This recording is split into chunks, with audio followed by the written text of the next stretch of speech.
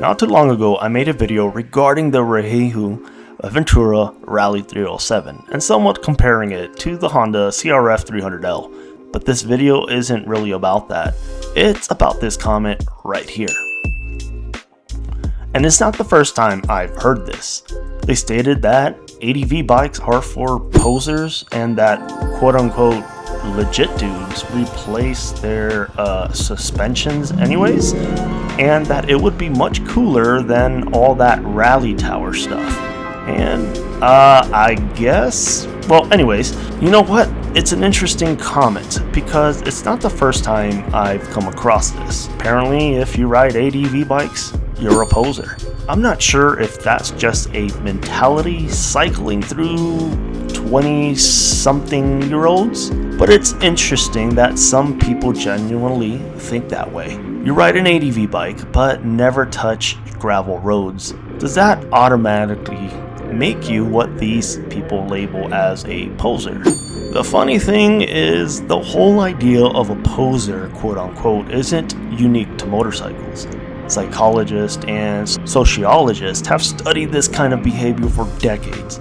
People naturally form groups around identities. It could be dirt bikes, skateboarding, sports bike riders, mountain bikers, whatever it is. Once people identify with a group, they often create their own unwritten rules about who is considered quote-unquote authentic and who isn't. In other words, the term poser often says more about gatekeeping than it does about the person riding the bike.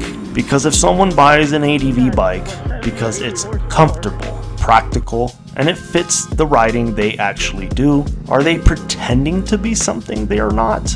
Or are they just using the right tool for their own needs? In my eyes, ADV bikes are some of the most comfortable motorcycles you can ride on pavement. More so than leader bikes, dual sports, or even some touring motorcycles. Sure, Harley and Indian make incredible, comfortable bikes too, and you can find something in between, but there's just something about the comfort you get the minute you sit on an ADV bike. The upright ergonomics, the wind protection, the linear but powerful power delivery, the way they soak up rough pavement and broken roads.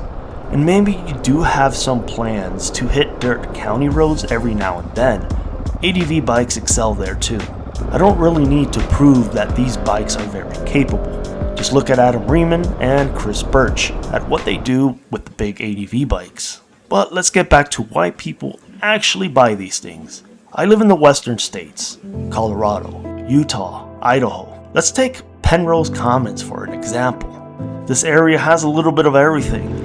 And just outside the OHV section turns into beautiful scenery. I've ridden a GS 1200 out here. It does just fine. Sure, rocks can be an issue, but you're there to explore, take it easy, and enjoy what the area has to offer. Then maybe you head over to Brush Hollow Reservoir. You need a plated bike to be here. And believe it or not, there are still some decent trails in this area.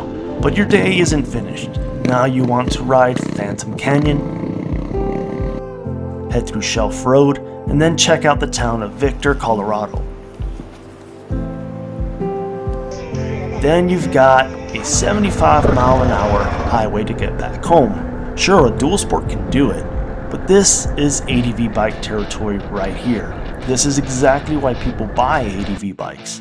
Some buy them because they genuinely want to travel farther and explore places like backcountry discovery routes, BDR, that's what we call it. Others buy them because they're comfortable commuters that can handle rougher roads. Some simply like the way they look. I love the way ADV bikes look. And honestly, that's perfectly fine. But in my opinion, ADV bikes are actually harder to ride in rougher terrain and require more skill than people give them credit for. And I said it, ADV bikes are a lot harder to ride versus a two-stroke or some enduro bike on the same rocky terrain. Now back to the comment about legit dudes, quote-unquote, replacing their suspensions and how that would somehow be cooler than all the goofy rally tower stuff. Yeah, I don't really know how those two things are really related because rally towers actually serve a purpose. As funny as it sounds, I'm building a 300 two-stroke KTM ADV style bike with a rally tower myself. Why? Wind protection, a larger cockpit, better visibility for navigation. And in my case, I actually like a dual GPS setup. One closer and more detailed, and another farther away so I can glance down and see the overall route and remaining distance. Just because I don't want to stop every 30 seconds, wondering if I missed my turn, getting my GPS zooming in, zooming out. At the end of the day, take it however you want. ADV bikes serve a specific purpose for a specific crowd of people. They're a tool. If you're planning to tackle the BDR routes, explore more remote areas, and want more off-road capability than a, say, traditional Harley, while still being able to comfortably knock out highway miles, they're hard to beat. And the prices are not that bad, and they are very reliable as well. And if someone buys one because they're simply enjoying the ride, or riding it to work and taking the occasional weekend trip, that's fine too. Ride what makes you happy. Because the only people I'd really call posers are the ones riding motorcycles to impress other riders instead of riding because they genuinely enjoy it. Let me know what you guys think in the comments down below.